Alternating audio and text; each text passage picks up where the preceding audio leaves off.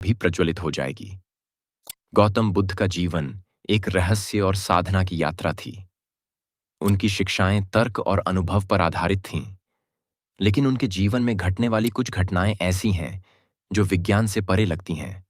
इन चमत्कारों को उनके अनुयायियों और समकालीनों ने अपनी आंखों से देखा और इतिहास में दर्ज किया।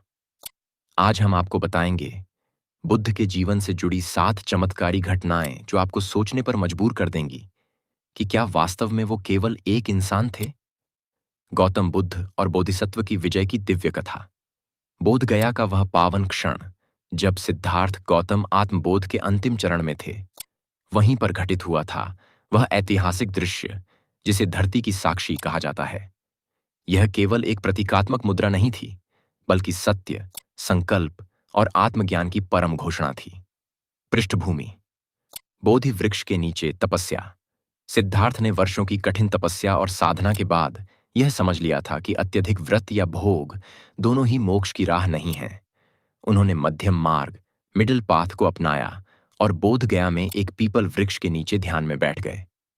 उनका संकल्प था, जब तक पूर्ण सत्य का साक्षात्कार न हो, मैं इस आसन को नहीं छोड़ूंगा। माया का आगमन।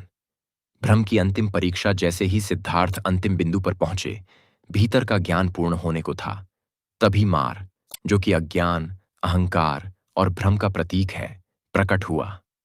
मार ने अपने पूरे बल, माया और मोह के साधनों से सिद्धार्थ को विचलित करने की कोशिश की।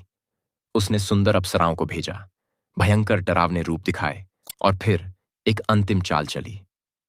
मार का प्रश्न, तुम कौन हो? मार ने सिद्धार्थ से पूछा, तुम यह दावा कैसे कर सकते हो कि तुम सत्य के अधिकारी हो, इस आत्मज्ञान के योग्य हो? तुम्हारे पास कौन है जो इसकी गवाही दे? यह प्रश्न केवल एक चुनौती नहीं था, यह उनके संपूर्ण जीवन की परीक्षा थी। धरती को छूना, बोधिसत्व की मौन घोषणा। सिद्धार्थ ने कोई उत्तर नहीं दिया। उन्होंने बस अपना दायां हाथ नीचे किया और धरती को छू लिया।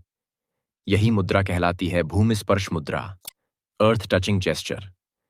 यह संकेत था कि यह पृथ्वी, यह संपूर्ण सृष्टि मेरे सत्य की साक्षी है। उन्होंने कहा, मैंने जन्मों तक परिश्रम किया है,